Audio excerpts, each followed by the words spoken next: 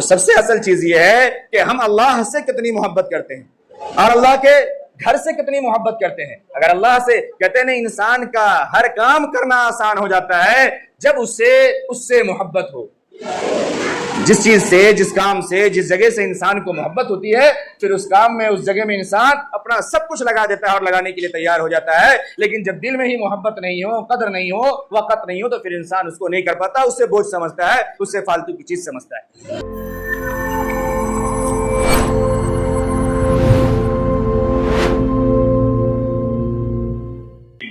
اللهم صل على محمد وعلى ال محمد وبارك وسلم كما صليت وباركت على ابراهيم وعلى ال ابراهيم انك حميد مجيد۔ اللہ تبارک و تعالیٰ کا کرم اور احسان ہے، مالک کریم نے ہم تمام کو اپنی بارگاہ میں حاضری کی سعادت اور توفیق مرحمت فرمائی۔ ہم سب جہاں حاضر ہیں یہ اللہ کا گھر ہے اور اللہ کا در ہے۔ مسجد اللہ تبارک و تعالیٰ کی سب سے پسندیدہ جگہ ہے۔ دنیا میں اللہ کا گھر یہ مسجد ہے۔ مسجد مومن کے لیے روح کی شفا، روح کی پژمردگی اور سکون کی ذریعہ ہے۔ مسجد وہ جگہ ہے جہاں خالق و مخلوق کے درمیان محبت پیدا ہوتی ہے، مخلوق اور خالق کے درمیان راز و نیاز کی باتیں ہوتی ہے۔ مسجد وہ جگہ ہے، مسجد وہ جگہ ہے جہاں سے امت کے اتحاد اور امت کے اجتماع کی باتیں ہوں اور امت کی ثقافتی، تعلیمی، تمدنی، معاشی، ہر اعتبار سے معاشرتی ہر طرح کی خیر و بھلائی چاہی جاتی ہے اور چاہی جائے۔ اور مسجد یہ صرف اللہ کا گھر نہیں، مسجد صرف ایک عمارت کا نام نہیں، بلکہ مسجد وہ جگہ ہے جہاں سے انسان کی دنیا بھی تبدیل ہوتی ہے، دنیا کی زندگی بھی اچھی ہوتی ہے، خیر و بھلائی کے راستے کھلتے ہیں اور آخرت کے بھی راستے یہیں سے نظر آتے ہیں۔ آخرت کے بھی کامیابی اور آخرت میں کامیاب ہونے کے جو طریقے ہیں اور راستے ہیں اور جو کامیاب منزل ہے وہاں تک پہنچنے کا راستہ یہ اللہ کے گھر مسجد ہو کر کے گزرتا ہے۔ مسجد کے بارے میں قرآن و حدیث میں بے شمار فضائل موجود ہیں، بے شمار احکامات موجود ہیں۔ جب اسلام اور ایمان اور نبوت کا دور بالکل شروع سے لے کر اخیر زمانے تک مسلمانوں کی اور ایمان والوں کی جو سب سے اہم اور سب سے پہلی ترجیح رہی وہ یہ کہ مساجد کا قیام ہو، مساجد کی تعمیر ہو اور پھر اس مسجد کے ذریعے سے ہر طرح کے خیر و بھلائی کے کام کیے جائیں۔ مسجدیں صحابہ کے دور میں بھی اور آج بھی جہاں اہل علم ہیں، جہاں اہل بصیرت ہیں، وہاں مسجدیں صرف اس کام کے لیے نہیں ہیں کہ بس 5 وقت اس میں جماعت سے نماز ادا ہو جائے اور وہ جماعت سے نماز ادا کرنے والے بھی 5 لوگ حاضر ہو جائیں اور پھر اس کے بعد تالا مار دیا جائے، اس کام کے لیے مسجد بنا لی جائے اور مسجد ہو۔ مسجد کا یہ کنسیپٹ نہیں ہے اور مسجد کی حقیقت یہ نہیں ہے۔ مسجد کی آبادی 2 طریقے کی ہے، مسجد کی تعمیرات یہ 2 طریقے کی ہے، ایک تعمیرات ظاہری اور ایک تعمیرات معنوی۔ تعمیرات ظاہری تو یہ ہے کہ مسجد میں کس چیز کی ضرورت ہے، کتنی ضرورت ہے، مسجد کی توسیع کرنی ہے، مسجد کی ترقی کرنی ہے، مسجد کی مرمت کرانی ہے، مسجد میں پانی کی ضرورت ہے، لائٹ کی ضرورت ہے، غرض جو بھی مسجد کی ضرورت ہے۔ اور مسجد کی ضرورت کا معنی کیا؟ مسجد کی ضرورت کا معنی یہی ہے کہ آپ کی ضرورت ہے، نمازی ہی کی ضرورت ہے، عوام کی ہی ضرورت ہے کہ مسجد میں وضو کا انتظام ہو، پنکھے کا انتظام ہو، ہے نا، صاف صفائی ہو، بیت الخلاء کا نظم ہو، بیٹھنے کے لیے صحیح انتظام ہو، ٹھنڈک میں ٹھنڈک کے اعتبار سے، گرمی میں گرمی کے اعتبار سے۔ تو یہ سب تو محلے ہی کے لیے، معاشرے ہی کے لیے اور سوسائٹی کے ہی لیے ہے، آپ کے لیے ہی ہے، بذات خود مسجد کے لیے تو نہیں ہے اور بذات خود اللہ کے لیے تو نہیں ہے۔ اللہ کے گھر کا انتظام کرنا، اللہ کے بندے یہ عیال اللہ ہے، اللہ کے کنبے ہیں، ان کے لیے انتظام کرنا، گویا اپنے لیے ہی انتظام کرنا۔ اور پھر اس انتظام پر اللہ تبارک و تعالی نے بے شمار اجر و ثواب کا وعدہ فرمایا، یہاں تک کہ جنت میں گھر نہیں محل دینے کا وعدہ فرما دیا۔ جب اسلام ابھی شروعاتی دور میں ہے، مکے میں جہاں دشمنان اسلام کا زور ہے، جہاں دشمنان اسلام کا غلبہ ہے، اس کی طاقت ہے، وہاں مسجد کی تعمیر کرنا، مسجد کو بنانا یہ بالکل ناممکن جیسا تھا۔ خود جو بیت اللہ ہے، کعبۃ اللہ ہے، خانہ کعبہ ہے، اس پہ دشمنان اسلام کا قبضہ رہا، اس نے قبضہ کر رکھا، 360 بتوں کو ڈال دیا وہاں۔ یہ الگ بات ہے کہ وہ بھی اس کی عبادت گاہ ہی رہی، غرض اس کی شکل میں رہی، لیکن تو پھر ایسی جگہ پہ مسجد کا تعمیر یہ بڑا مشکل اور ناممکن کام تھا۔ لیکن آپ دیکھیں، جیسے ہی آپ صلی اللہ علیہ وسلم نے مکہ المکرمہ سے ہجرت کیا اور ہجرت کر کے سب سے پہلا قیام اور سب سے پہلے جو آپ رونق افروز ہوئے، مدینہ منورہ سے چند میل کے فاصلے پر مقام قباء میں، اس مقام قباء میں سب سے پہلے مسجد کی تعمیر کی گئی، اور سب سے پہلا کام جو کیا گیا قباء پہنچنے کے بعد، وہ سب سے پہلا کام یہ تھا کہ مسجد کی تعمیر ہو، اور مسجد کو تعمیر کی گئی، اور اس مسجد میں اللہ کے رسول، اللہ کے حبیب جناب محمد رسول اللہ صلی اللہ علیہ وسلم بنفس نفیس شریک ہوئے۔ آپ نے خود پتھروں کو اٹھایا، آپ نے خود پتھروں کو لگایا، آپ نے خود مٹی کا انتظام کیا، غارے کا انتظام کیا، جو کچھ بھی کام رہا اس میں آپ لگ کر کے لیبر کی طرح، مزدور کی طرح اور مستری کی طرح کام کیا اور کرایا۔ یہ اصلیت ہے، یہ اہمیت ہے، یہ سمجھنے کی ضرورت ہے۔ ورنہ جناب محمد رسول اللہ صلی اللہ علیہ وسلم جس ذات کی زیارت کے لیے، جس ذات کے رونق چہرے کو دیکھنے کے لیے مدینے کے لوگ اور قباء کے لوگ جو میلوں دور روایات میں پیڑوں پہ چڑھ کر کے، ٹیلوں پہ چڑھ کر کے انتظار کر رہے، ہجوم نکال کے باہر آئے ہوئے، اگر آپ صرف کہہ دیتے اور اشارہ کر دیتے تو کیا وہ کام نہیں ہو جاتا؟ وہ صحابہ، وہ محبین، وہ مخلصین، وہ جو جان نثار کرنے کو ہر وقت تیار تھے، ایک ایک اشارے اور ایک ایک منشے کو سمجھنے والے تھے، لیکن آقا صلی اللہ علیہ وسلم بنفس نفیس شریک ہو کر کے مسجد کے کام کو پورا کیا اور کروایا۔ پھر اس کے بعد جب آپ وہاں سے اپنی اصلی جائے مقام پر پہنچے ہیں، مدینہ المنورہ جسے ہم آپ کہتے ہیں، یہ مدینہ منورہ نام جناب محمد رسول اللہ صلی اللہ علیہ وسلم کے بعد پڑا، اس سے پہلے اس کا نام یثرب ہے۔ جب آپ وہاں پہنچے، آپ نے وہاں قیام کیا، پھر وہاں جانے کے بعد سب سے پہلے آپ کی ناقہ، اونٹنی جس جگہ پر ٹھہری تھی، حضرت ایوب انصاری رضی اللہ تعالی عنہ کے گھر کے سامنے سارے لوگ منتظر تھے۔ ہم آپ واقعہ پڑھتے ہیں نا، سنتے بھی ہیں، دیکھتے بھی ہیں، ہم آپ واقعہ پڑھتے رہتے ہیں، ہر صحابہ اور ہر آدمی یہ خواہش کر رہے تھے کہ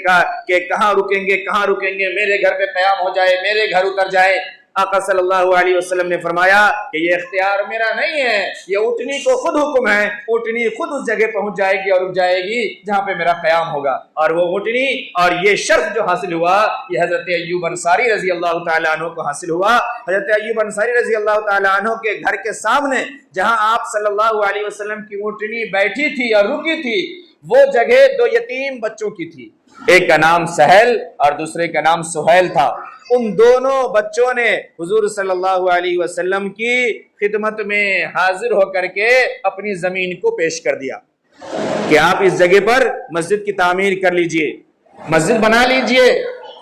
یہ پیشکش کر دی۔ لیکن آپ صلی اللہ علیہ وسلم نے اسے قبول نہیں فرمایا۔ آپ صلی اللہ علیہ وسلم نے اسے خریدا، اور خرید کر کے پھر اس جگہ پر مسجد کی تعمیر ہوئی، جسے ہم اور آپ مسجد نبوی صلی اللہ علیہ وسلم کے نام سے جانتے ہیں۔ تو اس مسجد کی تعمیر وہاں پہ ہوئی، اور پھر اس مسجد میں بھی آقا صلی اللہ علیہ وسلم اپنے ہاتھوں سے کام کر کے اور پھر اس مسجد کو تعمیر کیا اور اس مسجد کو لگایا۔ آج میرے محترم بزرگ اور دوستو، ہماری تاریخ یہ بتاتی ہے، ہمارا کردار یہی رہا ہے، ہمارے اسلاف کا معمول یہی رہا ہے کہ جہاں بھی مساجد ہو، مکاتب ہو، مدارس ہو، خانقاہیں ہو، ہمارے کوئی بھی قومی اور اسلامی شعار ہو، وہاں پہ خود اپنے دستے مبارک سے، اپنی جان سے، تن سے، من سے لگتے اور کرتے اور کرواتے تھے۔ لیکن آج افسوس ہے کہ آج ایسی جگہوں پر ہم میں کا کوئی شخص ایک کھڑا ہونے کو تیار نہیں، 5-10 منٹ دینے کو تیار نہیں، کام کرنے کرانے کو تیار نہیں، بڑی مشکل سے کچھ رقم نکال دیتے ہیں، اور جب رقم نکالتے ہیں اپنی جیب سے تو پھر یہ سمجھتے ہیں کہ رقم نکالنے کا معنی یہ ہے کہ اب ہم اس مسجد کے، اب ہم اس مدرسے کے، اس مکتب کے اور اس جگہ کے حاکم ہیں، اور وہ کہتے بھی ہیں ہم سب نے پیسہ دیا ہے نا، ہم کو پوچھنے کا حق ہے۔ اور پھر وہاں پہ آ کر کے کیا ہوا، کیسے ہوا، اس کو کیسے کیا جانا چاہیے تھا، جب افراد کی ضرورت تھی، جب مشورے کی ضرورت تھی، جب لوگوں کو طلب کیا گیا، تب صاحب کے پاس وقت نہیں تھا، تب صاحب کچھ نہیں کر سکتے تھے، لیکن اب صاحب آئے ہیں اس میں انگلی کرنے کے لیے، ٹانگ پھنسانے کے لیے، ایسا ہو جاتا، ویسا ہو جاتا، ویسا کر لیتے، مشورہ کر لیتے۔ مشورے کا معنی کیا ہے؟ مشورے کا کیا معنی ہے؟ ہر شخص کو جا کے صبح شام تیل لگایا جائے، اس کے پاؤں دھوئے جائے پیتل کے پرت میں، اور اس کے بعد کہا جائے کہ صاحب آپ آئیے گا، اس کے بعد آ کر کے مشورہ دیجیے گا کہ کوئی کام ہونا ہے۔ بھائی مشورہ تو نمازی میں ہوگا، مشورہ تو مسجدی میں ہوں گے، مشورے کے دن میں ہی ہوں گے، اور لوگ ہی کریں گے اور مشورے سے بات طے ہوگی، ہم نہیں آتے اور کھڑے نہیں ہوتے۔ میں ایسی جگہوں کو جانتا ہوں، ایسے لوگوں کو جانتا ہوں الحمدللہ، جب وہاں مسجد کے تعمیر کی بات آئی یہ سمجھ میں بھی نہیں آیا کہ کون پیسہ دے رہا ہے، کون اس میں مٹیریل دے رہا ہے، اور صبح شام مٹیریل بھی گر رہا ہے اور کام بھی ہو رہا ہے اور سارا کام وقت سے پہلے پورا ہو گیا۔ ایسا نہیں کہ وہاں کے لوگ یہ کہتے کہ بڑا آسان، وہاں کا لوگ پیسہ والا رہا ہوگا، آپ سے کم درجے کے لوگ وہاں رہتے ہیں، آپ سے کم انکم والے لوگ رہتے ہیں، لیبر مزدور طبقے کے لوگ رہتے ہیں۔ وہاں میں نے اپنی آنکھوں سے دیکھا، ایک صاحب پینٹ کا کام کرنے والے تھے، ان کا پورا کنبہ پینٹنگ کا کام کرتا تھا، مکان کی پتائی اور رنگائی کرتا تھا۔ اس نے آ کر کے درخواست کی کہ مجھے یہ کام دلوائیے، یہ کام میں کروں گا۔ بات طے ہو گئی، صرف یہ کہ مجھے میٹیریل دلوا دیجئے، بس باقی 1 روپے کی مزدوری نہیں چاہیے۔ ان کا پورا خانہ، پورا اہل خانہ وہ مل کر کے دن بھر اپنا کام کر کے آتے، اور شام کو 4 گھنٹے 5 گھنٹے مسجد میں راتوں رات پٹی کر رہے ہیں، راتوں رات جو سے وہ رنگائی اور پتائی اور پینٹ کا سارا کام کر رہے ہیں، اور سب کام وہ اپنے ذمہ لے کر کے پورا کر رہے ہیں۔ آج ہمارے یہاں اپنے لوگوں کو اگر کام دیا جائے، اپنے لوگوں کو، تو وہ کام میں اگر وہ مسجد کا کام، میں بڑی ذمہ داری سے کہتا ہوں اور ایسے نہیں، مسجد ہی کی خدمت الحمدللہ 10 12 15 سال سے کر رہا ہوں، اس لیے اندازہ ہے، جان رہا ہوں، تب اپنے لوگوں کو کوئی کام بتایا جائے تو اگر وہ کام 5000 روپے میں ہو سکتا ہے تو وہ 11000 روپے سے شروعات کرے گا۔ 11000 روپے کا میں خرچہ ہے، میں ایسا ہے، میں ویسا ہے، میں فلانا ہے، ڈھماکہ ہے، اس کے بعد کہے گا، احسان جتلائے گا، اچھا مسجد کا کام ہے تو ہم 9000 میں کر دیں گے۔ بھائی دوسرا بندہ 5000 میں پھر کیسے کر رہا ہے؟ 5000 میں دوسرے بندے نے کام کو انجام دیا کہ نہیں دیا؟ جب دوسرا بندہ 5000 میں کام کر دے گا باہر کا، تب آئیں گے، ہاں دیکھیے نا یہاں پر یہ صحیح نہیں ہے، یہاں پہ وہ ویسا نہیں ہے، سستا کروائے ہیں اس لیے ویسا ہو گیا ہے۔ اگر آپ محبین تھے، مخلصین تھے، دیندار تھے، متقی تھے، کم سے کم اتنا پیسہ، جتنا پیسہ اگلا لیا ہے اتنا لے کر کے آپ تو اچھا سے کر دیتے۔ کون سا میرا گھر تھا؟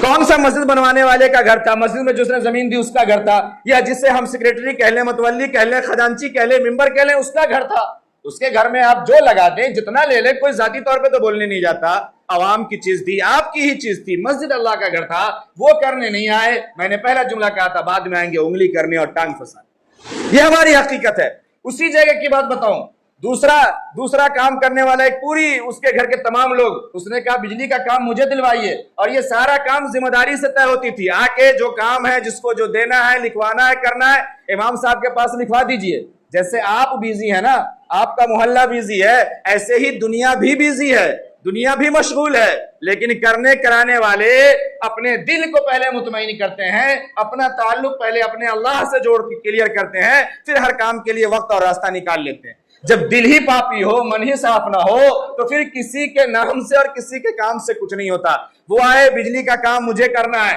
بجلی کی ذمہ داری دے دی، وہ اپنے گھر سے سارا ٹوٹا پھوٹا جتنا سامان تھا سب کو لا کے لگا دیا اور بجلی چالو کر دیا۔ بولے اس وقت ضرورت ہے، میں اس وقت چالو کر کے دوں گا، چاہے جیسے چالو ہو۔ اور عشاء میں تراویح ہونی ہے، مغرب اور عشاء کے درمیان اس نے سب کچھ لا کے لگا دیا اور کہا اس کے بعد اب رفتہ رفتہ ہر ایک چیز وہ لگے گی جو شہر میں نمبر 1 کوالٹی کی کہلاتی ہے اور نمبر 1 کوالٹی کی ہوگی۔ اور آج الحمدللہ وہاں ایک ایک چیز بہترین لگی ہوئی ہے، اپنے گھر سے لگایا،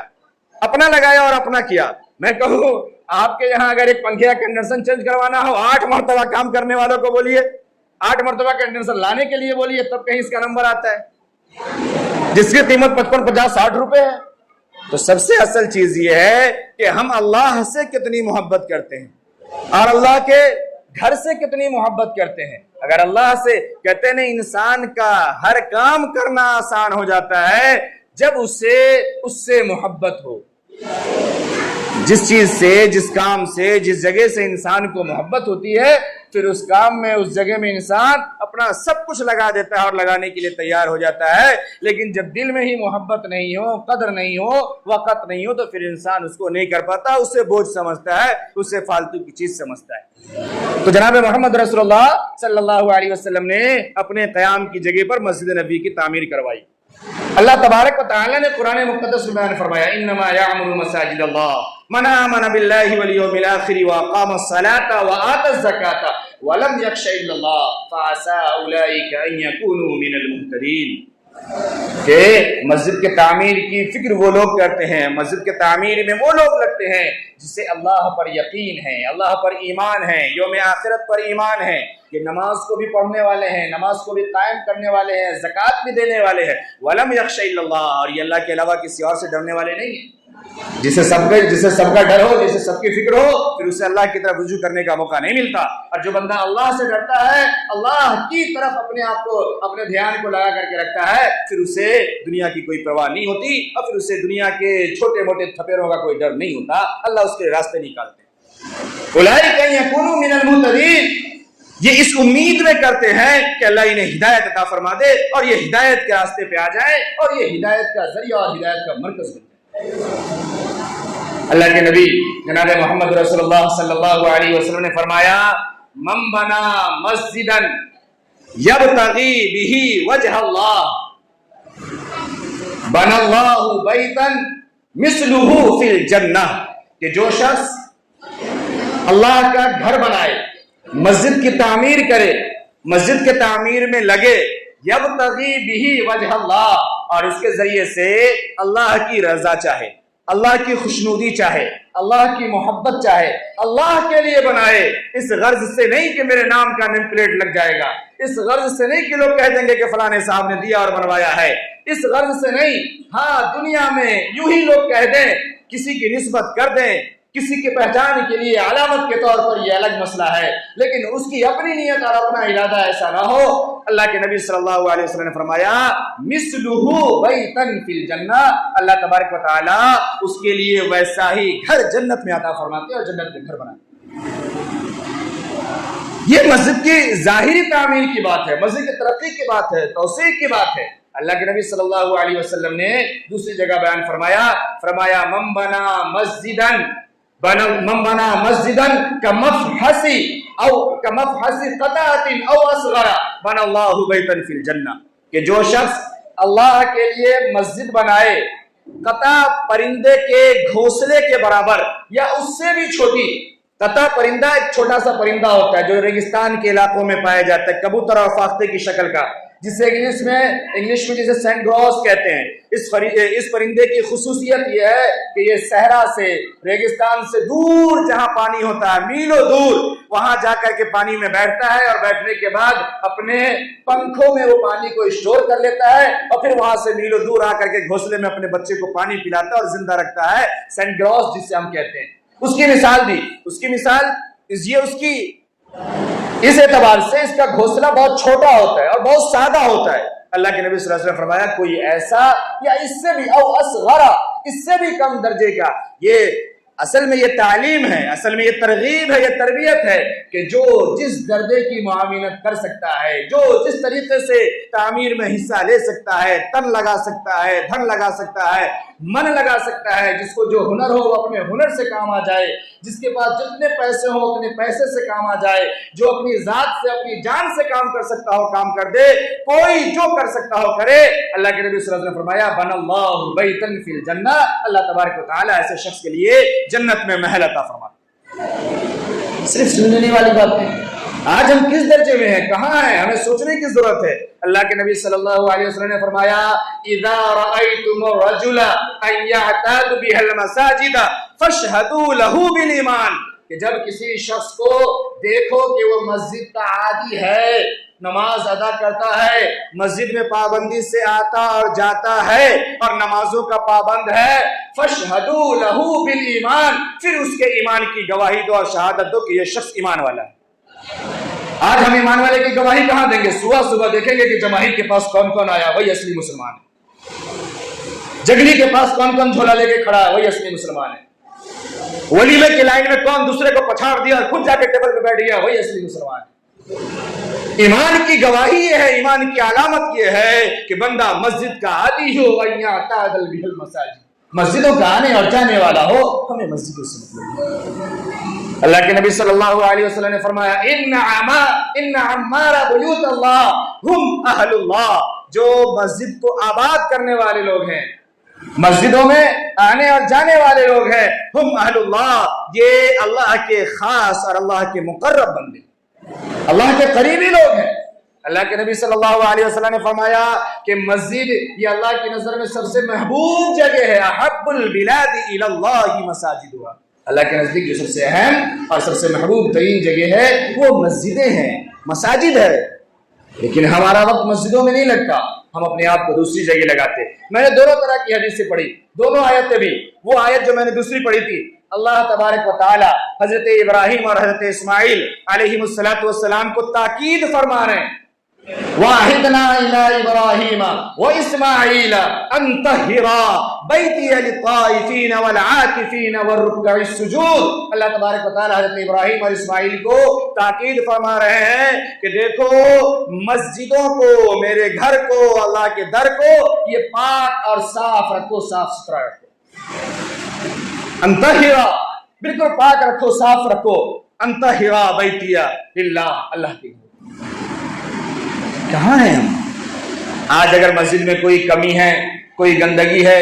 کوئی بھی چیز ہے، ہمارے زبان سب سے پہلے چلتے ہیں، پاؤں نہیں چلتا، ہاتھ نہیں چلتا، زبان چلاتے ہیں۔ میں حدیث سناؤں، جناب محمد رسول اللہ صلی اللہ علیہ وسلم مسجد نبوی میں موجود ہے، آپ کی اچانک نگاہ پڑی سامنے قبلے والی دیوار پر، اس دیوار پر دیکھا کہ تھوک یا ناک کی نکلی ہوئی رطوبت، جس سے ہم آپ نیٹا کہتے ہیں، یہ ہے۔ اس کو دیکھنے کے بعد دیکھا تو اور چہرے سے یہ آثار ظاہر بھی ہوئے، اور ظاہر ہونے کے بعد پھر آپ صلی اللہ علیہ وسلم اٹھے اور اپنے ہاتھوں سے اسے خرچ کر کے صاف کیا اور فرمایا کہ دیکھو اس طریقے کی حرکت کوئی مسجد میں نہ کرے، کیونکہ جب بندہ نماز پڑھ رہا ہوتا ہے تو اللہ سے راز و نیاز کی باتیں کر رہا ہوتا ہے، کہیں ایسی گندی چیز پر نظر پڑ جانے کی وجہ سے انسان اسی طریقے سے۔ دوسری بات بیان فرمائی اسی حدیث میں کہ جب بندہ نماز پڑھ رہا ہوتا ہے تو قبلے اور بندے کے درمیان اللہ تبارک و تعالیٰ ہوتے ہیں، اس لیے ایسا نہیں کرنا چاہیے۔ یہ حدیث سنانے کا مقصد صرف یہ ہے، جناب محمد رسول اللہ صلی اللہ علیہ وسلم نے بنفس نفیس اپنے دست مبارک سے صاف کر کے یہ پیغام دیا کہ صفائی اور ستھرائی اور مسجد کا خیال یہ ہر شخص کی اپنی ذمہ داری ہے، اخلاقی ذمہ داری بھی ہے اور دینی اور شرعی ذمہ داری بھی ہے۔ ہر شخص کی ذمہ داری صرف یہ نہیں ہے کہ وہ آ کر کے مسجد والے کو سے امام کو ڈھونڈے، مؤذن کو ڈھونڈے، یہ کچرا گرا ہے، وہ چھپکلی گری ہے، وہ فلانا ہے، وہ ڈھماکہ ہے۔ بھائی کرنے والے لوگ اپنے معمول میں کر رہے ہیں، کوئی چیزیں معمول کے خلاف بھی ہو سکتی ہے، اچانک بھی کچرا آ سکتا ہے، کوئی دقت ہو سکتی ہے، اس کی صاف صفائی ہر شخص کی ذمہ داری ہے۔ میں دوسری بات سناؤں، ختم کروں۔ حضرت عمر رضی اللہ تعالی عنہ مسجد قباء تشریف لے گئے، مدینہ منورہ سے مسجد قباء جب تشریف لے گئے تو حضرت عمر رضی اللہ تعالی عنہ نے دیکھا کہ مسجد میں کچھ جالی ہے، کچھ گرد و غبار لگے ہوئے ہیں۔ آپ نے اپنے کپڑے کو اتارا اور کھجور کے چھڑی کو منگوائی، تنکے کو منگوایا، کھجور کا ترا، کھجور کا ڈنڈا، اور اس میں اپنے کپڑے کو باندھا اور باندھ کر کے جھاڑو کی شکل بنائی، اور پھر اس کے بعد اس کچڑے کو اپنے کپڑے سے صاف کیا۔ حضرت عمر رضی اللہ تعالی عنہ جیسے صحابی اور آپ جیسا آدمی جسے شیطان راستہ بدل لے، آپ غصہ نہیں ہوئے؟ محلے والے کو نہیں بلایا، ذمہ دار کو نہیں بلایا، امام کو نہیں بلایا، مؤذن کو نہیں بلایا، اپنی ذات سے صفائی کر۔ اللہ کے نبی صلی اللہ علیہ وسلم نے فرمایا کہ مجھے ہر چیز کا ثواب دکھلایا گیا، ان ثوابوں میں سے مجھے وہ تنکا بھی دکھایا گیا جس تنکے کو کسی بندے نے مسجد سے اٹھا کر کے باہر پھینک دیا، اللہ تبارک و تعالیٰ نے اس تنکے پر بھی ثواب عطا فرمایا اور وہ تنکے کا ثواب بھی ہمیں دکھایا۔ حدیث یہ بھی موجود ہے کہ جو شخص اللہ کے گھر کی اور مسجد کی صاف صفائی کرتا ہے، اللہ تبارک و تعالیٰ ایسے شخص کو جنت میں گھر عطا فرمائیں گے۔ میرے محترم بزرگوں اور دوستو، ہم تنقید کرنے والے صرف بن گئے ہیں، ہم صرف ایک دوسرے پہ حق جتانے والے بن گئے ہیں، ہم اپنی ذمہ داری کو نہیں سمجھتے، ہم اپنے آخرت کو نہیں سمجھتے، ہم اپنے نامہ اعمال کو نہیں سمجھتے، اور ہم صرف باتیں کرنا شروع کر دیتے ہیں۔ کوئی بھی آدمی کسی کام میں لگا ہے، وہ بھی آپ کی طرح مشغول ہے، آپ کی طرح اسے بھی ضروریات ہے، آپ کی طرح اسے بھی ٹینشن ہے، لیکن تمام چیزوں کے باوجود اگر وہ کام کو انجام دے رہا ہے، اب اس کام کے درمیان اگر کوئی کمی بیشی ہوتی ہے تو یہ سمجھنا چاہیے کہ یہ آپ کی غلطی ہے۔ کوئی ایک کر رہا ہو اور اس میں 99 تنقید کرنے والے موجود ہو، 99 صرف دیکھنے والے موجود ہو، تو ایک تو بندہ کمزور پڑ ہی جائے گا نا۔ اور اگر اس 99 میں سے 9 لوگ بھی اگر شامل ہو جائیں ساتھ میں ہاتھ بٹانے والے اور کرنے والے، تو پھر کام اچھا ہوگا، بہترین ہوگا، دنیا میں بھی اچھے ہوں گے اور آخرت میں بھی اللہ تبارک و تعالیٰ بہترین اجر و ثواب عطا فرمائیں۔ دعا کریں کہ اللہ تبارک و تعالیٰ ہم تمام کے دلوں میں اپنی اور اپنے گھر کی اور اپنے احکام اور شریعت کی سچی اور پکی محبت عطا فرما دے۔ اللہ تبارک و تعالیٰ ہم تمام کو دنیا کی غفلتوں سے نکال کر کے ہدایت کے راستے پر اور اپنے در اور اپنے گھر اور جنت کے کامیاب راستے پر چلنے والا بنا دے۔ وآخر دعوانا الحمدللہ رب العالمین، جن کی سنت باقی ہے وہ ادا کریں۔